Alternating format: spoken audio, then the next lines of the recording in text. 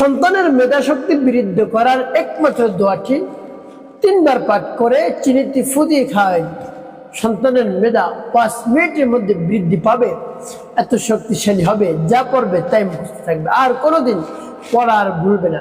প্রিয় ভাই বোনেরা, আপনি অভিভাবক, আপনি পিতা, আপনি মাতা, আপনার সন্তানের পরিশ্রম দেখে, লেখাপড়ার আগ্রহ দেখে অনেক আপনার কষ্ট লাগে, যে অনেক কষ্ট করে পড়ে তারপরেও তার মনে থাকে না, স্মরণে থাকে না, এই জন্য আপনার কষ্ট লাগে। আপনিও দুশ্চিন্তার মধ্যে পড়ে যান, আপনার সন্তানকে কিছু বলতেও পারেন না। যদি না পড়ে তাহলে বলতে পারেন, কেন পড়ো না, তুমি চেষ্টা করো। যে চেষ্টা করে, অনেক কষ্ট করে, তারপরেও মুখস্থ রাখতে পারে না, তাহলে দেখা যায় অভিভাবক যারা থাকে তাদেরও কষ্ট লাগে, যে এত সময় ধরে পড়লো তারপরেও পড়া মনে থাকে না, এখন করার কি রয়েছে, তার হাতে তো আর কিছু নেই। এই জন্য সন্তানকে কিছু বলেও না, চুপচাপ থাকে, আর মনটা একেবারে বেজার খারাপ হয়ে যায়, দুশ্চিন্তা পেরেশানির মধ্যে পড়ে যায়, যে কি করবো এরকম যদি চলতে থাকে, তাহলে আমার মনের আশা পূরণ হবে না, আমার সন্তানকে জজ, ব্যারিস্টার, ইঞ্জিনিয়ার, পাইলট বানাতে পারবো না। তো প্রিয় ভাই বোনেরা, এমত অবস্থায় আপনি দোয়াটি পাঠ করুন। দোয়াটি পাঠ করে চিনিতে ফুদিয়ে খাওয়াই দিন, সন্তান মেধাবী হয়ে যাবে।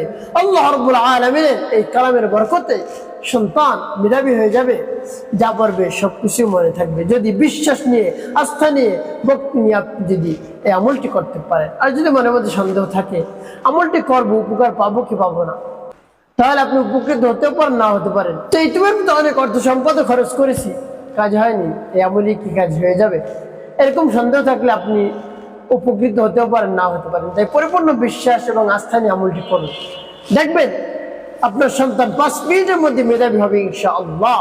প্রিয় ভাই বোনেরা, আমলটি কখন কিভাবে করবেন, কোন নিয়মে করবেন, আমলটি করে কিভাবে আপনি উপকৃত হবেন আমি বলে দিচ্ছি। বিস্তারিত জানার জন্য, আমলটি শিখে রাখার জন্য ভিডিওটি না টেনে, না কেটে ধৈর্য এবং মনোযোগ সহকারে শেষ পর্যন্ত আপনি দেখতে থাকুন, তাহলে সঠিক নিয়মে আমলটি করতে পারবেন। আর যদি টেনে টেনে কেটে কেটে দেখেন, তাহলে দেখেন যে অনেক জায়গা বাদ পড়ে যাবে, আপনি সঠিক নিয়মে আমলটি করতে পারবেন না। তাহলে চলুন কিভাবে আমলটি করতে হয় জেনে নেওয়া যায়। শুরুতে কি করবেন, অল্প কিছু চিনি আপনার সামনে রাখবেন, 200 গ্রাম 150 গ্রাম চিনি আপনার সামনে রেখে ডেকে রাখবেন। এরপরে উত্তম রূপে পবিত্রতা অর্জন করবেন। পবিত্রতা অর্জন করে পবিত্র স্থানে আপনি বসে সর্বপ্রথম কি পাঠ করবেন, জীবনের গুনার কথা স্মরণ করে ক্ষমা প্রার্থনা করবেন। আমার জীবনের সমুদায় গুনাহ খাতাগুলো মাফ করে দেন। জীবনে যত ধরনের অন্যায় করেছি, অপরাধ করেছি, সকল ধরনের অন্যায় অপরাধ আপনি নিজ করে ক্ষমা করে দিয়ে তোমার অন্তরকে পাক পবিত্র বানিয়ে, এভাবে আল্লাহ রাব্বুল আলামিনের কাছে বলবেন।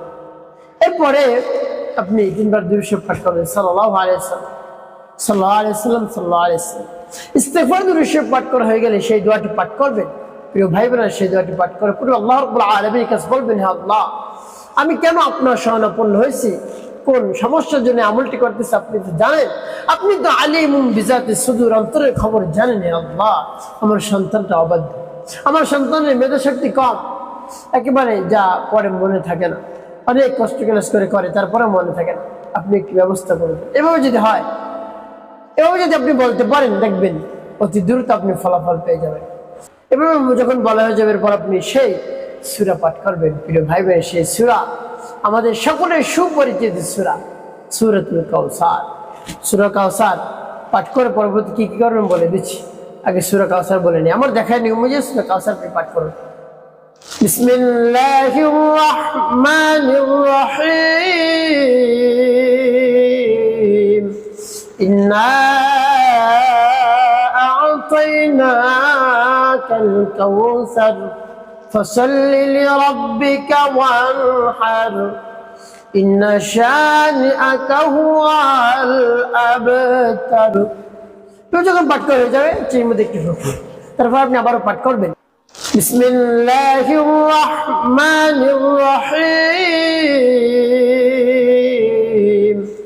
ইন্না আ'তাইনাকাল কাউসার ফাসাল্লি লিরাব্বিকা ওয়ানহার ইন্না শানিআকা হুয়াল আবতার। পাঠ করা সবাই, তারপর আপনি মনে ধরেন আবার পাঠ করবেন। বিসমিল্লাহির রাহমানির রহিম। ইন্না আ'তাইনাকাল কাউসার ফাসাল্লি লিরাব্বিকা ওয়ানহার ইন্না শানিআকা হুয়াল আবতার। পাঠ করা শেষ, আবার একটু ফু দিবেন। ভাই বোনেরা কতবার পাঠ করবেন? গুনে গুনে 3 বার পাঠ করবেন। শেষে আপনি কি পাঠ করবেন? আল্লাহুম্মা ফাক্কিহু ফিদ্দীন ওয়া আল্লিমহুত তা'ওয়ীল। আল্লাহুম্মা ফাক্কিহু ফিদ্দীন ওয়া আল্লিমহুত তা'ওয়ীল। এভাবে যখন পাঠ করে হয়ে যাবে একটু ফু দিবেন। সর্বশেষ নবীজি সাল্লাল্লাহু আলাইহি সাল্লামের মহব্বত নিয়ে, ভালোবাসা নিয়ে 5 বার দুরূদ বিরাম পাঠ করুন। আল্লাহুম্মা সাল্লি আলা মুহাম্মাদ ওয়া আলা আলি মুহাম্মাদ কামা সাল্লাইতা আলা ইব্রাহিম ওয়া আলা আলি ইব্রাহিম ইন্নাকা হামিদুম মাজিদ। আল্লাহুম্মা বারিক আলা মুহাম্মাদ ওয়া আলা আলি মুহাম্মাদ কামা বারাকতা আলা ইব্রাহিম ওয়া আলা আলি ইব্রাহিম ইন্নাকা হামিদুম মাজিদ। আল্লাহুম্মা সাল্লি আলা মুহাম্মাদ ওয়া আলা আলি মুহাম্মাদ كما صليت على إبراهيم وعلى آل إبراهيم إنك حميد مجيد. اللهم بارك على محمد وعلى آل محمد كما باركت على إبراهيم وعلى آل إبراهيم إنك حميد مجيد. اللهم صل على محمد وعلى آل محمد كما صليت على إبراهيم وعلى آل إبراهيم إنك حميد مجيد.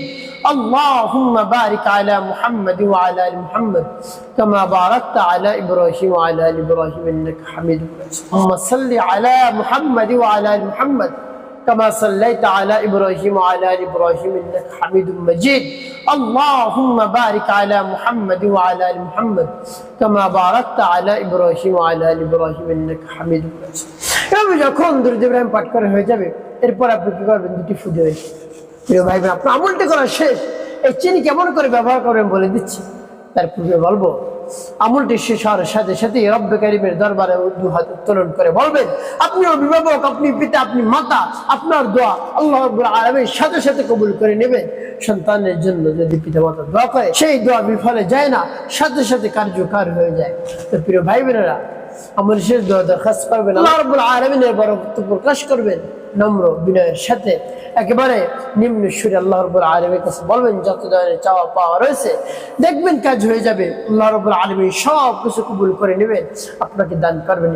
একটি কাজ আপনাকে করতে হবে, 5 ওয়াক্ত নামাজ আদায় করতে হবে, মানুষের কল্যাণে খিদমতে কাজ করবেন।